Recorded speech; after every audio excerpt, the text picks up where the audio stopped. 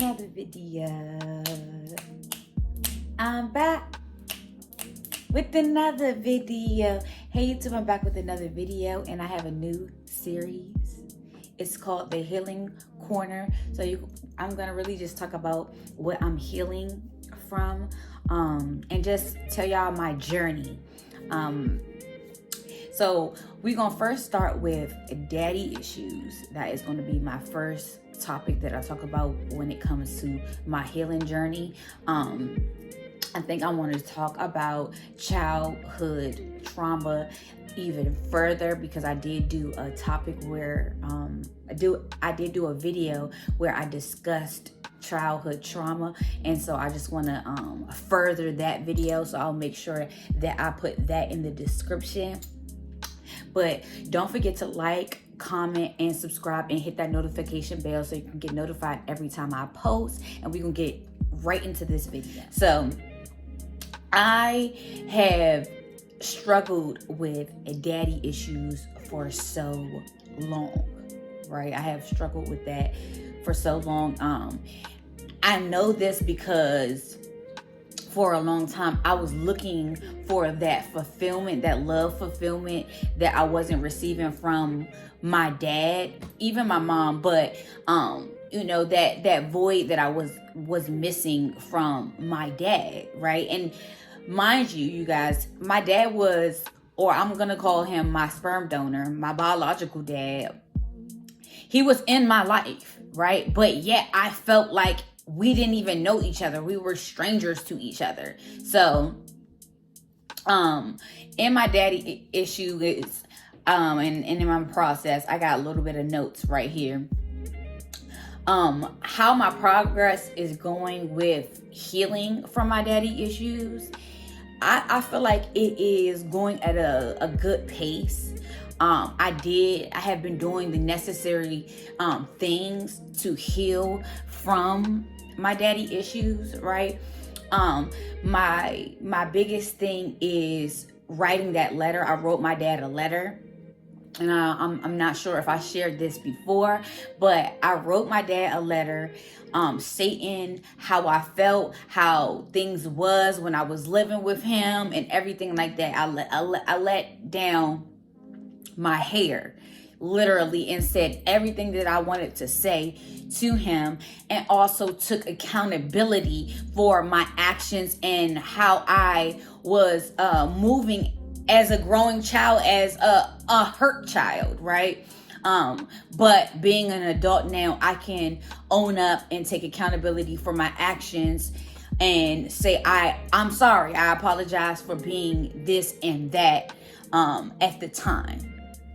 Right? So that's another thing that I felt like was pivotal for me, is being able to take accountability, because it's easy to blame, but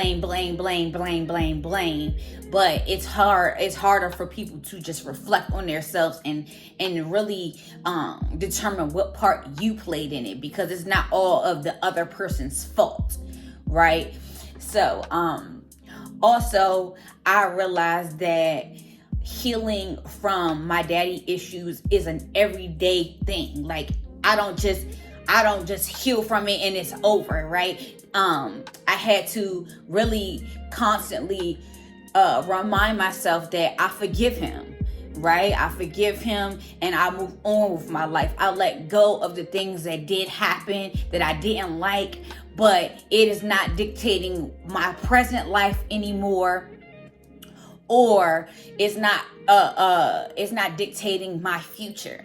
So I had to really let go, and it constantly comes up, right? I'm constantly triggered. Something is always floating on in my mind to remind me, right, of the things that transpired when I was young. But that's where I have to tell that voice that's always being so negative that no, I have let that go. I have forgiven my dad and I move on with my life. Right? So that's a constant affirmation that you have to give yourself to move past the daddy issues, right? To not stay stuck in that, because I just think about the fact of I'm so hurt and so depressed and so sad But what is that person doing? What is my dad doing? He's still living his life while I'm sad and unhappy, right? So I had to take the necessary steps to heal, right? Also, I don't take for granted the people that are in my life, or my granddad, of course, and my godfather. Those are people that I consider parents, or I consider dads. They were dads to me. I feel like my biological dad was my biological dad. He wasn't like a father to me. Like, I didn't feel loved by him, right?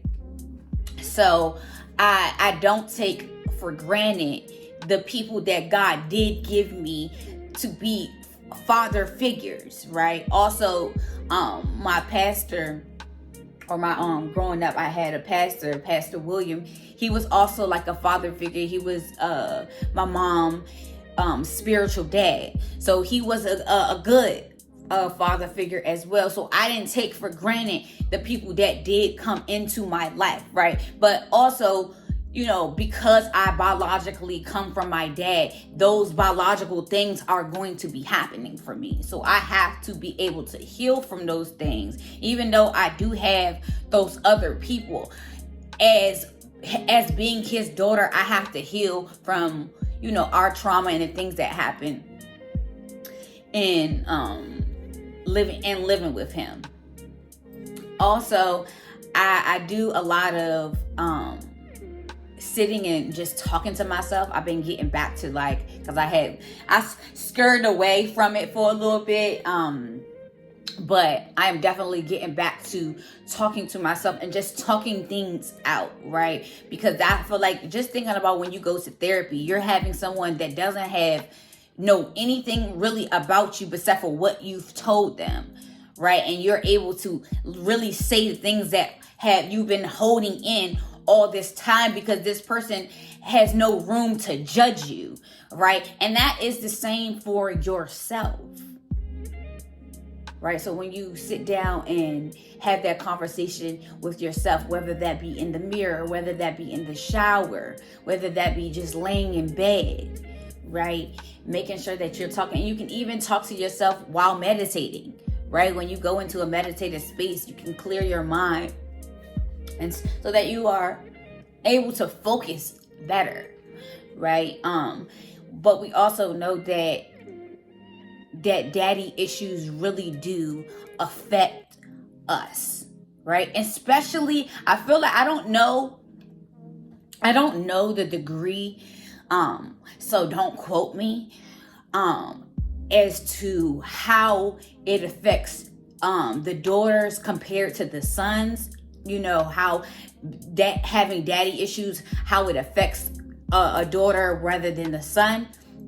I really don't know all the statistics and everything like that, but I do know for me that my dad, being who he was and wasn't, really affected me, right? It played a big role. I lived in his house and I did a lot of self-harming. I tried to commit suicide multiple times. So it just told me that I had a lot of shit that I wasn't able to deal with, right?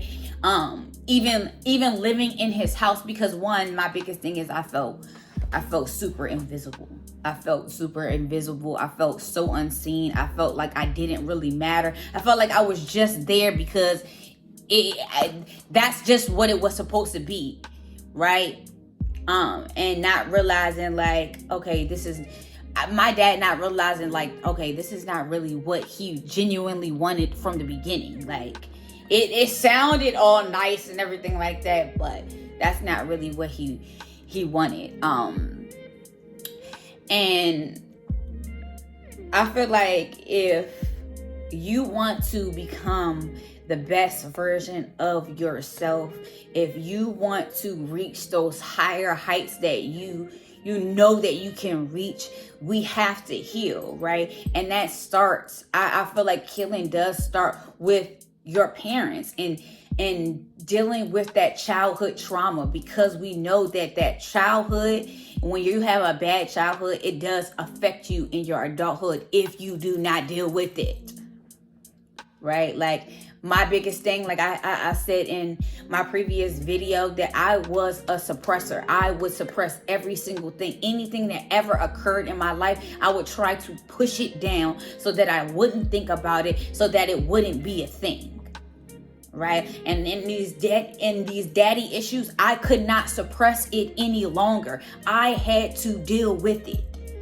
Right? Because it was affecting my sleep. It was affecting how I ate. It was affecting the people that I was around. I didn't really want to be around certain people. I didn't want to do certain things just because I just wanted to be so alone. I was so very, very, very, very, very isolated. Right? And I used to hate when my mom would say that. You always isolate yourself. No, I'm not. But I realized that I really was, right?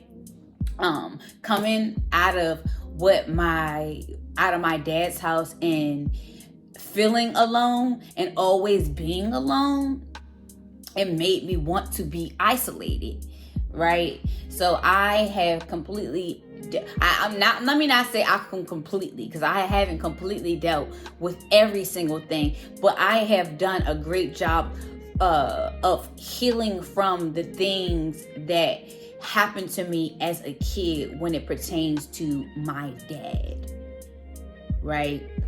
And it was pivotal, right? It was pivotal for my growth. If I did not deal with what happened to me as a kid, or what my dad didn't do, or what, and all that, right, I wouldn't be who I am today.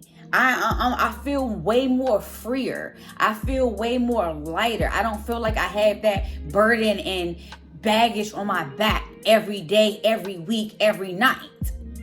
Right? I feel way more free. And I'm telling you, when you actually take that time, and even if you go and write down, like me, for instance, I wrote a letter to my actual dad. I wrote it to him and sent it to him. You don't even have to send it to the person. Right? You don't even have to send it to your dad if you don't want to. You can just write it and say everything that you have to say. Right? And then after that, you can rip it up, burn it, throw it in the trash. And now you have released it. Now you don't have to hold on to it. After you done wrote it on the paper and got it out, now you must let that go. Now you got it out now. There's no reason for you to bring it with you further in your journey. Right? And this is just a part of my journey. The healing from my daddy issue, is just a part of my journey. That's not the only thing that I have to heal from. So you must stay tuned for the next episode of Healing Corner. It's really going to get deep, and I promise you, I'm going to be as vulnerable as I possibly can. Because it's imperative. It's imperative. We know that healing is imperative for our growth. If we want to be the best version of ourselves, we must heal for the things that have hurt us, right? And we shouldn't stay stagnant, but heal and grow, right? But I hope you guys like this video. Don't forget, as I said in the beginning, don't forget to like, comment, and subscribe, and hit that notification bell so you get notified every time I post. I love y'all so much, and I'll see y'all in the next episode. Peace and love.